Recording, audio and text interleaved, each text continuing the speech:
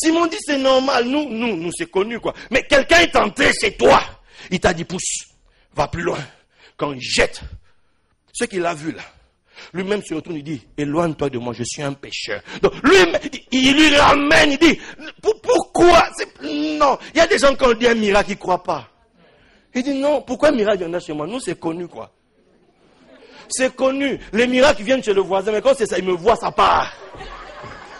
La bénédiction, elle vient chez le voisin d'à côté, mais chez moi, ça n'entrera jamais. On peut être 100, on peut être 3, on peut être peu importe le nombre, mais c'est comme si il y a un GPS pour le miracle. Et le miracle, c'est que si chez moi, on ne doit pas passer, il faut tourner à droite quand on arrive en face de chez moi, et ça va chez le voisin. Quelqu'un dit amen. Tout ça pourquoi? À cause de cet instant où Simon s'est laissé aller à la colère. Et un jour, alors qu'il lui a dit, suis-moi, je ferai de toi un pécheur d'hommes. Alors qu'ils marchent tous ensemble, Jésus demande, qui dites-vous que je suis? D'abord, il dit, la foule dit quoi? Et vous? Subitement, il y en a un. Simon, tu es le Christ, le Fils du Dieu vivant. Oh! Sois béni. Tu es le Christ, le Fils du Dieu vivant. Toi. Il regarde. Il sourit. Il dit, tu es heureux. Une autre version dira, tu es béni. Simon. Et ça fait des générations. Ils n'ont jamais entendu. Ça fait des générations qu'ils attendent que la bénédiction entre chez eux. Ça fait des générations qu'ils vivent avec le poids de la malédiction. Ça fait des générations qu'ils vivent avec le poids de la condamnation. Mais ce jour-là, il a entendu quelqu'un le regarder et sourire. Quelqu'un qui n'était pas son père Jacob, mais qui était plus grand que Jacob. Quelqu'un qui n'était pas Moïse, mais qui était plus grand que Moïse. Et ce quelqu'un-là m'a dit, tu es heureux, tu es béni. Je ne suis pas ton père, je ne suis pas ta mère, mais ce que je te dis, tu es béni, tu es heureux. Alléluia. Simon, tu es heureux. Oh, pourquoi il est heureux? Ce n'est pas la chair et le sang qui à l'époque t'ont conduit à tuer. Ce n'est pas la chair et le sang qui à l'époque t'ont amené à faire des choses répréhensibles par la loi. Ce n'est pas la chair et le sang que tu aimais suivre. Il y a des gens ici c'est la chair quoi. La Bible dit l'amitié, l'affection de la chair c'est la mort. C'est parce que tu agis dans la chair que l'accusateur joue avec toi. C'est parce que tu joues toujours dans la chair que l'accusateur s'amuse avec toi. Les œuvres de la chair, il y en a plein. Tant que tu joues là, lui te condamne. Mais il y en a un qui a pris forme humaine, qui a pris la chair, puisque les enfants participent à la chair et au sang. Oui, lui aussi, il a pris part à cela, afin que par sa mort, qu'il puisse détruire celui qui avait la puissance de la mort, qui le rende impuissant. Simon, tu es heureux. Ce n'est pas la chair et le sang qui t'ont révélé cela, mais c'est mon Père. À compter d'aujourd'hui, tu n'es pas inconnu de lui. À compter d'aujourd'hui, tu as la faveur du Père. À compter d'aujourd'hui, sa grâce est sur ta vie. À compter d'aujourd'hui, tu n'es plus coupable. À compter d'aujourd'hui, tu es pardonné. À compter d'aujourd'hui, tu es régénéré. À compter d'aujourd'hui, tu es restauré. À compter d'aujourd'hui, tu es relevé. À compter d'aujourd'hui, tu es réadmis dans l'assemblée des saints. Simon, quelle destinée, quel jour de joie. Enfin moi, depuis des générations, on est toujours accusé. Il y a toujours un mal qu'on voit en moi. Il y a toujours quelque chose de mauvais qu'on voit en moi. Toujours on m'accuse. Je ne suis jamais comme les gens veulent que je dois être. Écoute-moi bien. Tu n'es pas là pour être comme les gens veulent que tu sois. Tu es sur la terre pour accomplir une mission. Tu es sur la terre pour faire l'œuvre de Dieu. Tu es sur la terre pour être l'image de Dieu et non l'image des hommes. Ne te laisse pas culpabiliser. Ne te laisse pas accuser. Ne te laisse... Non, non, non, non et non. Ouvre ta bouche et proclame ta justification. Ouvre ta bouche et proclame la grâce de Dieu dans ta vie. Ouvre ta bouche et dis, je suis justifié par son sang. Il s'est fait pécher pour que je sois justice de Dieu.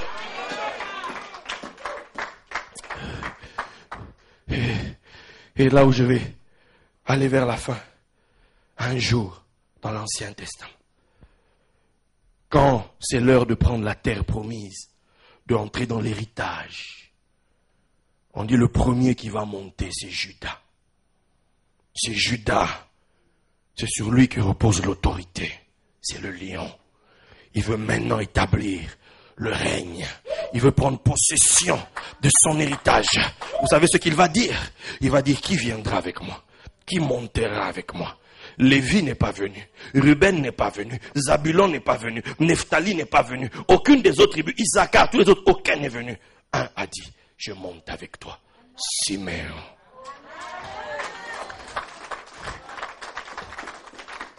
Siméon a dit, je t'accompagne pour établir ton règne. Et cette histoire se répète dans le Nouveau Testament. Quand le lion de Juda portait sa croix, et qu'il montait sur la montagne, qu'il allait pour écraser le diable, qu'il allait pour vaincre les démons, qu'il allait pour, comment dire, dépouiller les dominations, qu'il allait pour déchirer l'acte qui nous condamnait. Il y a un homme qui passait par là, Shimon de Cyrène. Siméon a porté avec lui pour aller prendre possession du pays. Laisse-moi te dire, les gens t'appellent pécheur, les gens te jugent et te condamnent, mais laisse-moi te dire, lui ne te considère pas comme ça. Moi, laisse-moi te dire, la ville peut-être te condamne, la ville peut-être t'accuse, on dit n'importe quoi sur toi, mais lui dit, tu n'es pas n'importe qui, tu es celui qui marche avec moi pour établir mon royaume, pour établir mon règne, pour établir ma domination, pour établir ma gloire. Tu n'es pas n'importe qui. Tu es Stéphas.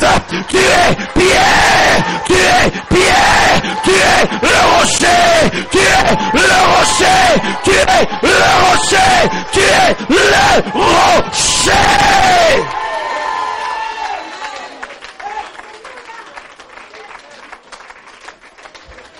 Qui condamnera les élus de Dieu? Qui les accusera? C'est Christ, c'est Dieu qui justifie.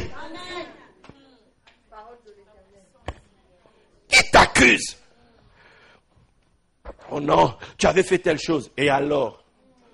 On ne peut plus revenir là-bas? Ce qui est fait est fait.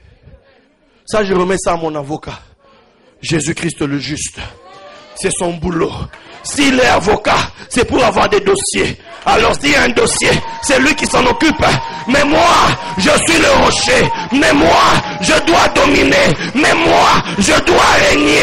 Mais moi, je dois manifester la puissance de Dieu sur cette ville. Tu n'es pas n'importe qui. Sa grâce est sur toi.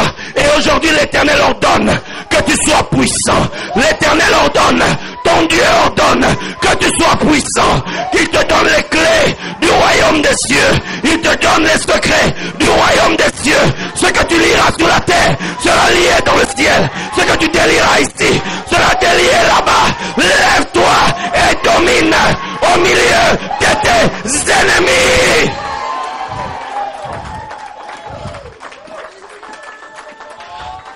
C'est terminé le temps de la condamnation. C'est terminé le temps de l'enfance. C'est terminé le temps de la culpabilité. C'est maintenant le temps de la domination. C'est maintenant le temps du règne. C'est maintenant le temps de la puissance de Dieu. Démontré dans la ville. Démontré dans la cité. Démontré dans les nations.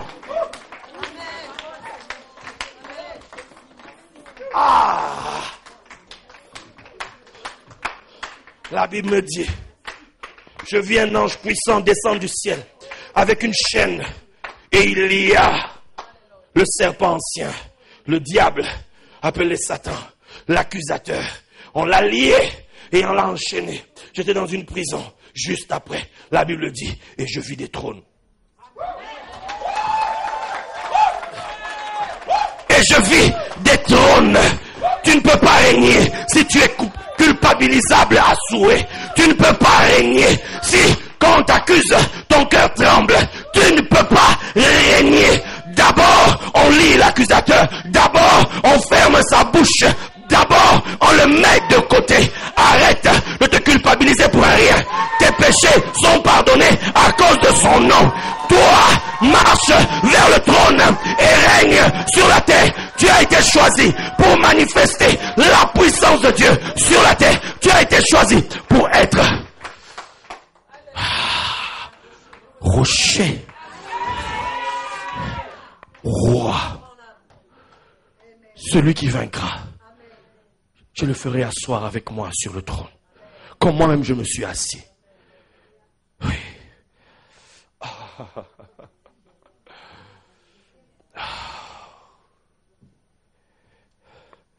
Je vis des trônes. Il y a des trônes disposés pour chacun de vous. Vous êtes destinés. Vous avez été choisis.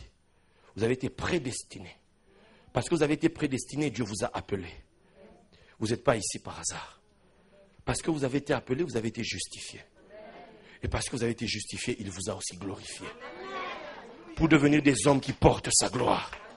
Des femmes au travers de qui la puissance de Dieu se manifeste. C'est votre héritage. C'est votre héritage. C'est votre héritage. C'est votre héritage. C'est votre héritage. C'est ton héritage. Le passé est derrière toi. Regarde devant. Il y a un trône pour toi. Tu n'es pas n'importe qui. Au travers de toi coulera la grâce de Dieu. Au travers de toi coulera la puissance de Dieu. Tu n'es pas n'importe qui. Tu n'es pas ici par hasard. Sois béni. Le frère là. Oui, vous. La main de Dieu est sur votre vie. Il a vu le désir qu'il y a dans votre cœur. Il vous a choisi avant votre naissance pour être un canal de sa puissance. Un canal de sa gloire. Ce que vous n'imaginez pas. Mais il veut l'accomplir au travers de vous. Au travers de vous. Au travers de vous. Ça ne sera pas par votre force, mais par la puissance de son esprit. Car vous aussi, vous êtes héritier du royaume. Héritier de la puissance d'en haut. Marchez vers votre héritage et vous verrez ces choses s'accomplir. Que tout le monde se lève.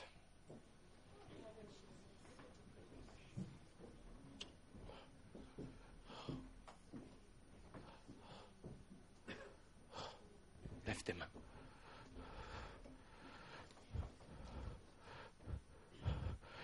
Je veux que tu dises à Dieu aujourd'hui, merci pour la joie.